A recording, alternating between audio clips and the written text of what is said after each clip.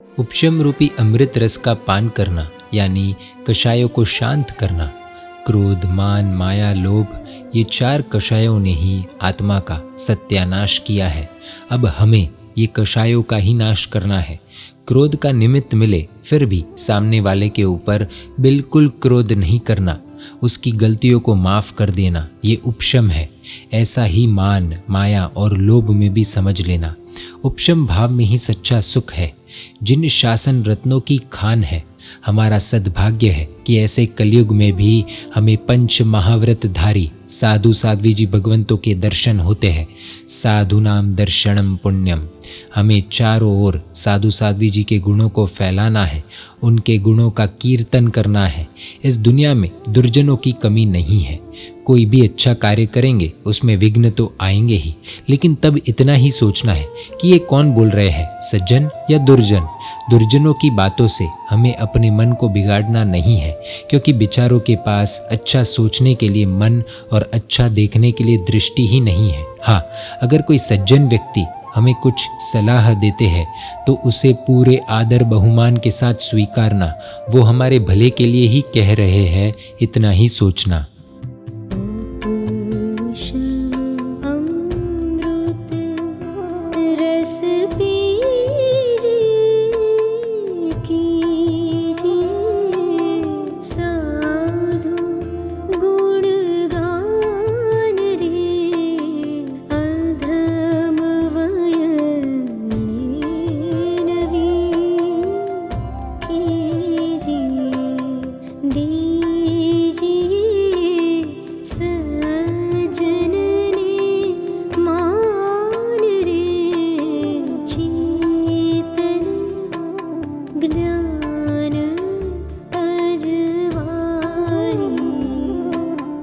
सबसे पहले तो क्रोध करना ही नहीं, लेकिन मानो कारणवश क्रोध हो गया तो इतना ज़रूर करना कि क्रोध का अनुबंध यानी क्रोध की परंपरा तो नहीं ही चलने देनी। अग्नि शर्मा के जीवन में गुणसेन के ऊपर क्रोध का अनुबंध रखा तो 9 भव तक वैर की परंपरा चली। ऐसे तो कई दृष्टांत है शास्त्र में। हमें इसकी भयानकता को समझकर इससे दूर रहना है। हमें हमेशा सत्य वचन ही बोलना है। जो वचन स्वपर का हित करे वह सत्य वचन है। जो वचन बोलने से स्वपर का अहित हो, ऐसा वचन व्यवहार से सत्य भी हो फिर भी परमार्थ से यानी निश्चय से असत्य ही है। हमेशा सत्य वचन बोलने वालों को वचन सिद्धि की प्राप्ति होती है। उसके एक एक वचन की कीमत होती है। वह हृदय को स्पर्शे बिना रहती नहीं। प्रभु के वचनों के ऊपर अजोड़ श्रद्धा होनी, उसे संकित कहते हैं, उसे ही सम्यक दर्शन कहते हैं। हमें हमारी रुचि यानी इंटरेस्ट को, जो अनादिकाल से विषय सुखों में है, रॉन्ग डायरेक्शन में है, उसे अब प्रभु की आज्ञा में, प्रभु के वचनों में यानी संकित में जोड़नी है। उसे राइट डायरेक्शन में आगे बढ़ानी है। हमें कुमति यानी खराब बुद्धि वालों की संगति यानी साथ छोड़ना है। कुमति द्वारा मिली हुई मति तो कांच के बराबर तुच्छ है और सुमति द्वारा मिली हुई मति रत्न तुल्य है। इसीलिए हमें सुमति वाले सुदेव, सुगुरु, कल्याण मित्र का सत्संग करना है।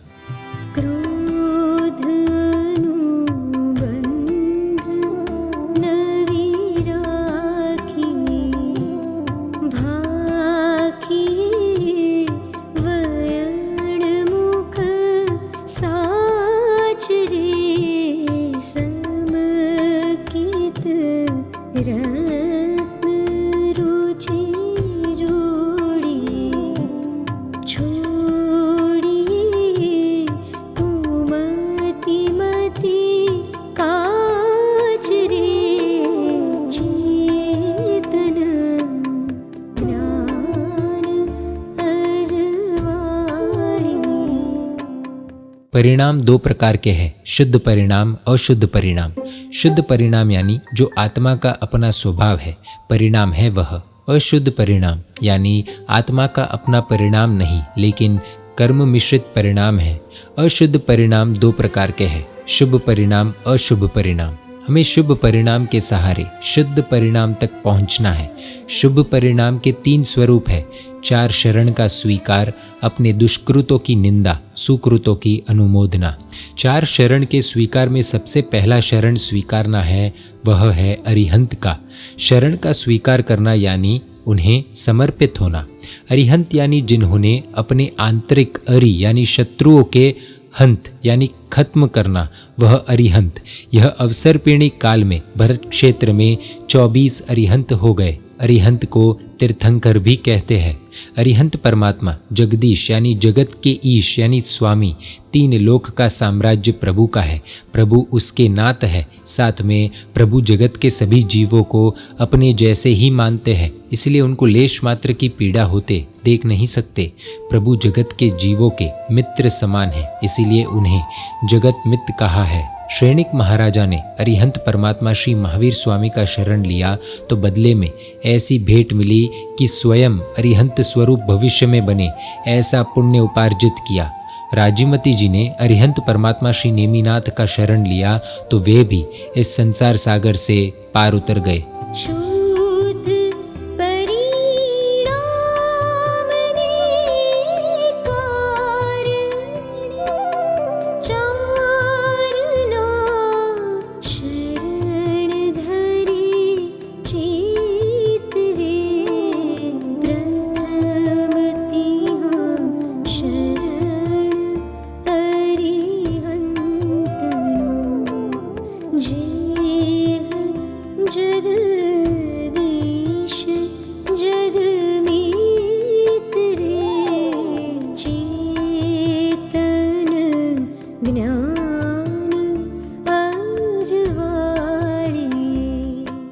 जब परमात्मा को केवल ज्ञान की प्राप्ति होती है, उसके बाद देव मिलकर समोवसरण की रचना करते हैं। उसमें विराजमान होकर भगवान धर्म देशना देते हैं।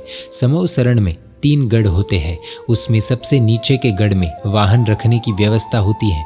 दूसरे गढ़ में तिर्यंश बैठते हैं और प्रथम गढ़ में साधु, साध्वी, श्रावक, श्राविका तथा देव देवियों की कुल मिलाकर 12 पर्षदा होती है।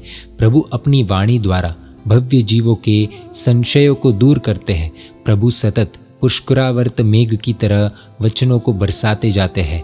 जब छठा आरा आएगा तब चारों ओर भयंकर गर्मी से लोग त्रस्त हो जाएंगे। उसके बाद पहला आरा, फिर दूसरा आरा आएगा। तब लगातार 7 दिन तक बरसात बरसेगा, जिससे चारों ओर शीतलता व्याप्त हो जाएगी, जमीन रस वाली बनेगी। यह बारिश को पुष्करावर्त मेघ कहते हैं। प्रभु पुष्करावर्त मेघ की समान धर्म के वचन को बरसाते हुए भव्य जीवों के संशय को दूर करते हुए समवसरण में शोभ रहे हैं। करोड़ों देव देवी प्रभु की सेवा में हाजिर होते हैं। समवसरण में अत्यंत वैरी पशु भी अपने वैर को भुलाकर अपने वैरी के पास में बैठकर देशना सुनते हैं। सभी जीव अपनी अपनी भाषा में प्रभु के वचनों को समझते हैं। यह प्रभु की वाणी का अतिशय है।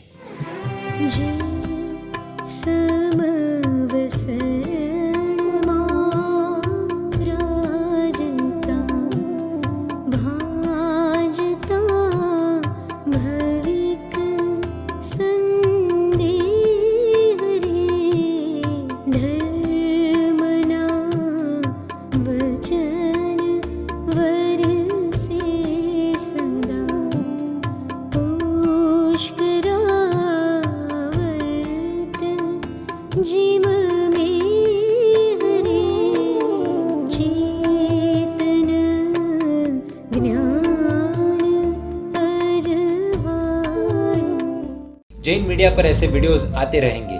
देखने के लिए आपको Jain media YouTube channel subscribe कर नोटिफिकेशंस के लिए बेल आइकन प्रेस करना होगा। आप हमें फेसबुक और इंस्टाग्राम पर भी फॉलो कर सकते हैं। परमात्मा के आज्ञा विरुद्ध कुछ भी कहा हो तो मिच्छामि दुक्कडम। जय जिन शासन, जय महावीर।